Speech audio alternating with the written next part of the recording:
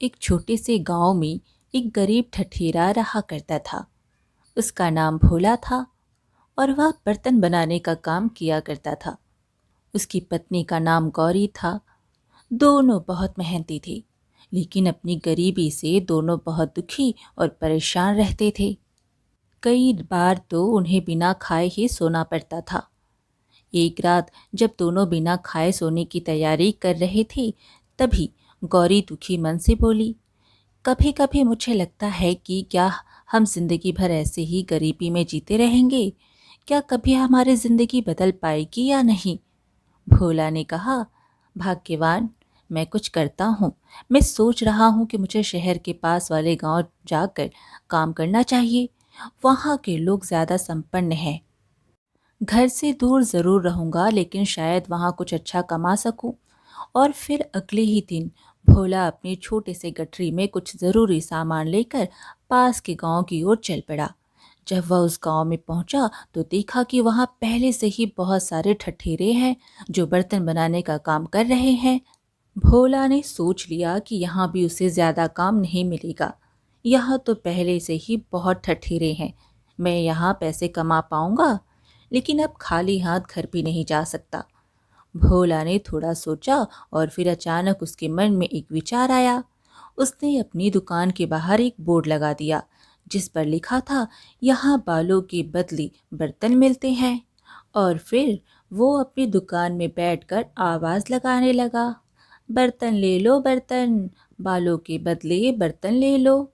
और फिर कुछ ही देर बाद बहुत सारी महिलाएं उसकी दुकान पर आई और आश्चर्यचकित होकर पूछने लगीं, क्या सच में यहाँ बालों के बदले बर्तन मिलते हैं। भोला ने कहा, जी हाँ, बिल्कुल मिलते हैं। जल्दी ही पूरे गांव में यह बात फैल गई और सभी महिलाएं अपने कटे हुए बाल लेकर भोला के पास आने लगी। भोला ने उनके बालों के बदले सभी को बर्तन दिए। इसके बाद भोला उन बालों को लेकर एक शहर की दुकान पर गया जहां बालों से विग बनाई जाती थी। वहां जाकर भोला ने सारे बाल बेच दिए और बदले में उसे एक चांदी का सिक्का मिला। वह बहुत खुश हुआ और खुद से कहने लगा, आज तो बहुत अच्छी कमाई हुई है। अगर रोज ऐसी कमाई हो जाए तो बहुत जल्दी मैं एक गाय या भैंस भी खरीद सकूंगा। कुछ ही दिनों में भोला ने 5 सोने के सिक्के जमा कर लिए और 3 सिक्कों से एक भैंस खरीद ली। वह भैंस को लेकर जंगल के रास्ते अपने गांव लौट रहा था। तभी रास्ते में कुछ डाकुओं से उसका सामना हो गया। डाकू देखकर भोला थोड़ा घबरा गया।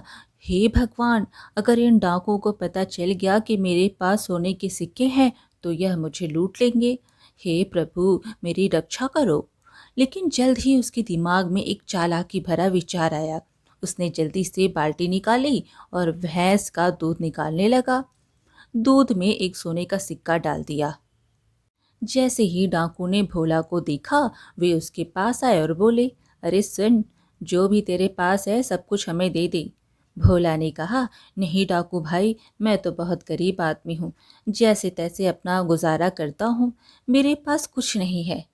यह कहते कहते उसने जानबूझकर दूध की बाल्टी गिरा दी। डाकुओं ने बाल्टी में सोने का सिक्का देख लिया और गुस्से में बोले, अच्छा, हमसे चालाकी कर रहा है। तेरे पास सोने का सिक्का है और तू कहता है कि तू गरीब है। भोला ने कहा, नहीं भाई, आप गलत समझ रहे हैं। मैं आपको पूरी बात बताता हूँ। मुझे एक बहुत पहुँचे हुए बाबा मिले थे। मैंने उनकी बहुत सेवा की। उन्होंने ही मुझे प्रसन्न होकर आज ही यह भैंस दी और कहा कि इसकी सेवा करना, यह रोज दूध में सोने का सिक्का देगी। और फिर पता नहीं वह महात्मा जी कहाँ चले गए। डाकू यह सुनकर चकित हो गए। क्या, सोने के सिक्के देने वाली भैंस? वाह, इतनी अच्छी भैंस तो फिर हमें दे दे। भोला ने कहा, नहीं भाई, मैं बहुत गरीब आदमी हूँ। अगर आप मेरी भैंस ले जाओगे तो मैं अपना गुजारा कैसे करूँगा।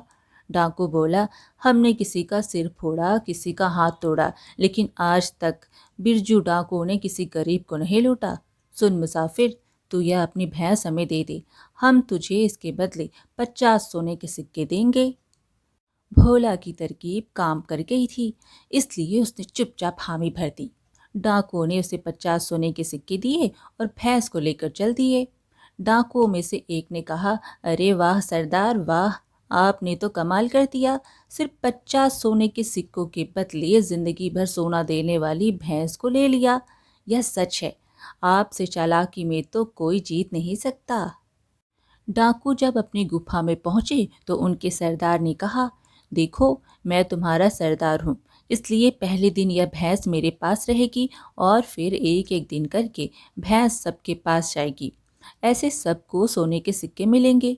बाकी डाकू भी सरदार की बात मान लेते हैं। अगले दिन डाकू सरदार जब भैंस का दूध निकालता है तो उसमें कोई सोने का सिक्का नहीं निकलता।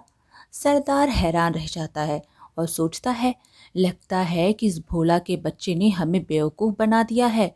लेकिन सरदार यह बात बाकी डाकुओं को नहीं बताता, क्योंकि उसे डर था कि वे उसका मजाक उड़ाएंगी। कुछ देर बाद दूसरा डाकू सरदार के पास आता है और कहता है, सरदार तुम्हारा दिन हो गया, अब मेरी बारी है। कितने सोने के सिक्के मिले तुम्हें? डाकू सरदार सोचा, अगर मैंने बता दिया कि कोई सोने का सिक्का नहीं निकला तो यह सब मेरा मजाक उड़ाएंगे। और फिर बोला, अरे इतनी भी क्या जल्दी है, आज तो भैंस रखने की बारी तुम्हारी है, देख लेना कल तक तुम्हें भी पता चल जाएगा। और फिर दूसरा डाकू यह सुनकर खुश हो जाता है और भैंस को लेकर चला जाता है। लेकिन अगले दिन जब उसने भी भैंस का दूध निकाला तो उसमें कोई सोने का सिक्का नहीं निकला। अब उसे भी समझ में आ गया कि भोला ने उन्हें धोखा दिया है। वह गुस्से में सरदार के पास गया और कहने लगा, सरदार भोला ने हमें बेवकूफ़ बना दिया है, इस भैंस से कोई सोने का सिक्का नहीं निकलता। अब तीसरे डाकू ने भी भैंस को रखा और वही हाल हुआ। सभी डाकुओं को समझ में आ गया कि भोला ने उन्हें मूर्ख बनाया था। इस ठठेरे की इतनी हिम्मत कि उसने हमें बेवकूफ़ बनाया। बिरजू डाकू को बेवकूफ़ बनाया, लगता है उसे अपनी जान प्यारी नहीं। डाकू सरदार अपने साथियों और भैंस को लेकर भोला के गांव की तरफ चल पड़े। उधर भोला ने अपने 50 सोने के सिक्कों से गांव में एक सब्जी की दुकान खोल ली थी कि तभी डाकू उसे ढूंढते हुए गांव आ गए। भोला दूर से ही डाकुओं को देख लेता है और जल्दी से घर पहुंचकर अपनी पत्नी रमा को समझा देता है, देखो कुछ डाकू ढूंढते हुए आ रहे हैं, तुम बस वही कहना जो मैं तुमसे कहूँ। और घर के पास ही एक पेड़ के पीछे छिप जाता है। डाकू भोला के घर पहुंचकर रमा से पूछते हैं, भोला कहाँ है? रमा बोली, वह दुकान पर गए हैं, मैं अभी अपनी चिड़िया को भेजती हूँ, वह उन्हें बुला लाएगी। तब तक आप लोग बैठकर आराम करिए। जाओ मेरी प्यारी चिड़िया, अपने मालिक को बुला लाओ। यह सुनकर डाकू हैरान हो गए। उनमें से एक ने आश्चर्य से पूछा, क्या सच में यह चिड़िया अपने मालिक को बुला लाएगी? रमा बोली, हाँ, यह बहुत समझदार चिड़िया है। जब भी मेरे पति बाहर जाते हैं और मुझे उनसे कुछ कहना होता है तो मैं इस चिड़िया को भेज देती हूँ। यह तुरंत जाकर उन्हें सब कुछ बता देती है। डाकू सोचने लगी कि यह चमत्कारी चिड़िया कितनी खास होगी। तभी भोला पेड़ के पीछे से निकलकर वहां आ गया और हंसते हुए बोला, अरे डाकू भाइयों, आप यहाँ आए हो? चिड़िया ने मुझे बताया कि कुछ लोग मुझसे मिलने आए हैं। डाकू बोला, ए भोला, तूने हमें बेवकूफ़ बनाया। तूने हमें जो भैंस दी थी उसने एक भी सोने का सिक्का नहीं दिया। भोला ने बड़े ही चालाकी से बोला, अरे भाई, मैंने तो वही कहा था जो उस महात्मा ने मुझे बताया था। उन्होंने कहा था कि भैंस की खूब सेवा और प्यार करना, तभी वह सोने का सिक्का देगी। क्या तुमने भैंस की सेवा की? डाकू सोचने लगा, अरे हाँ, हमने तो बस सोने के सिक्के के चक्कर में इसका दूध निकाला, लेकिन इसकी कोई सेवा नहीं की। डाकू सरदार ने भोला की बात मान ली और कहा, ठीक है, ये भैंस तो तुम ही रखो और तुम ही इसकी सेवा करो, लेकिन हमें तुम्हारी चिड़िया चाहिए। भोला ने कहा, नहीं डाकू भाई, यह चिड़िया हमारे परिवार का हिस्सा है, इसे मैं नहीं दे सकता। डाकू बोले, अगर तुम हमें यह चिड़िया दे दो तो हम तुम्हें इसके बदले 20 सोने के सिक्के और देंगे, और अगर नहीं दिया तो इसका अंजाम बहुत बुरा होगा। भोला ने घबराते हुए बिना ज्यादा सोचे हामी भर दी और 20 सोने के सिक्कों के बदले डाकुओं को अपनी चिड़िया दे दी। डाकू चिड़िया लेकर खुशी खुशी वापस अपने अड्डे पर चले गए। डाकुओं का सरदार चिड़िया को पकड़कर अपने घर ले जाता है। डाकू बहुत खुश होते हैं कि उन्हें एक तेज और बोलने वाली चिड़िया मिल गई है। सरदार अपने बेटे से कहता है, बेटा, मैं बाहर जा रहा हूँ। अगर तुम्हें कोई ज़रूरत हो या मुझसे कोई काम हो तो तुम इस चिड़िया से कह देना, या मुझे जाकर संदेशा दे देगी। बिरजू डाकू का बेटा बोला, जी पिताजी। सरदार डाकू के चले जाने के बाद कोई व्यक्ति आता है और सरदार से मिलने की बात करता है। तब डाकू का बेटा चिड़िया से कहता है, जाओ, जाकर पिताजी को संदेश दो कि उनसे कोई मिलने आया है। चिड़िया उड़कर चली जाती है, लेकिन उड़कर डाकू के पास नहीं बल्कि फिर से भोला के ही घर पहुंच जाती है।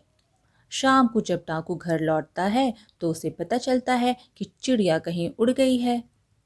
वह तुरंत समझ जाता है कि चिड़िया कहाँ जा सकती है।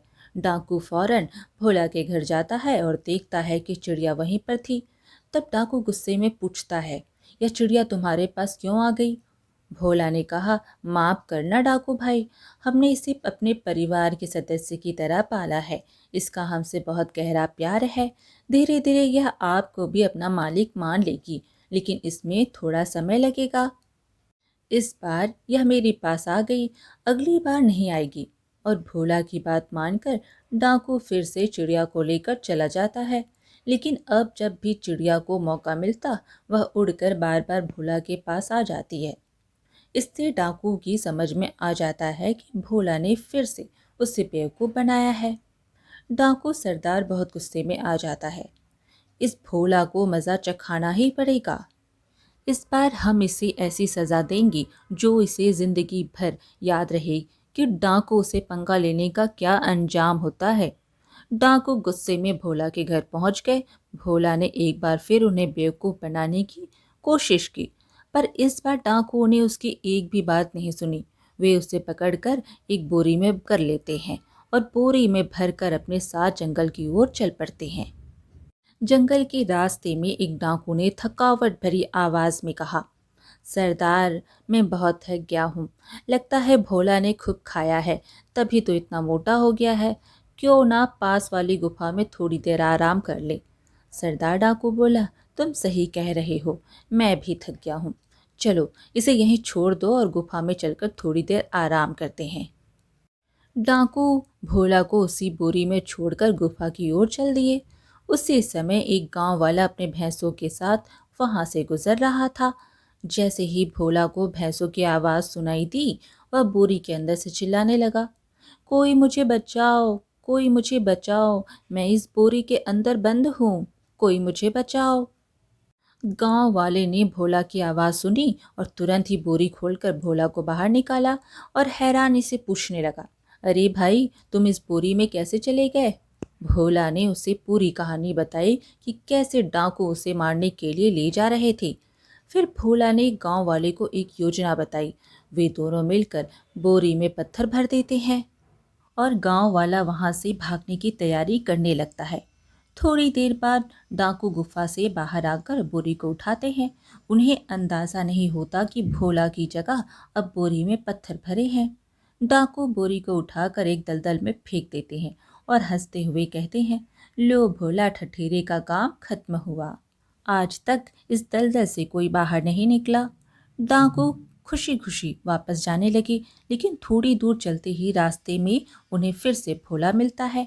भोला को देखकर डाकू हैरान हो जाते हैं और चिल्लाते हैं, अरे तुझको तो हमने दलदल में फेंक दिया था, फिर तू यहाँ कैसे आया? भोला ने कहा, अरे मालिक, आपकी वजह से मेरा जीवन बदल गया। जब मैं दलदल में डूबा तो मुझे नीचे महात्मा की गुफा मिली। वहाँ महात्मा तपस्या कर रहे थे। उन्होंने मुझे एक सोने का बर्तन दिया और कहा कि इस बर्तन में तुम जितने चाहो सोने के सिक्के निकाल सकते हो, यह कभी खत्म नहीं होगा। लेकिन दिक्कत यह है कि मैं तो दलदल से बाहर आ गया, पर वह बर्तन वहीं रह गया। इसलिए मैं इन भैंसों को लेकर जा रहा हूँ ताकि उसे बाहर निकाल सकूं। डाकू यह सुनकर लालच में आ गए। डाकू सरदार ने कहा, लगता है तुम इतनी आसानी से नहीं मरोगे। तू उस बर्तन को भूल जा और हमें बता वह बर्तन कहाँ है, हम जाकर उसे निकाल लेंगे। भोला बड़ी चालाकी से डाकुओं को दलदल की तरफ ले जाने लगता है। इस दलदल के बिल्कुल बीचों बीच में ही मुझे वे महात्मा मिले थे। वहीं पर वह सोने का बर्तन भी है। लालच में अंधे सारे डाकू दलदल में कूद पड़े और कुछ ही देर में दलदल में फंस गए। वे जितना बाहर निकलने की कोशिश करते उतना ही अंदर धंसते चले गए।